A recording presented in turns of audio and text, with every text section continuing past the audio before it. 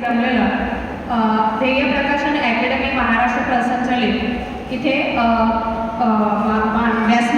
व्यासपीठीय आपण जमलेल्या त्यांनी आयाम देणारी जी एक्झाम होती त्या एक्झाममधून MPSC UPSC यासाठी माझ्या मुलाची खूप छान तयारी करून घेतली आणि त्यामधून माझ्या मुलाचा जे काही कॉन्फिडन्स वाढला आहे तो म्हणजे की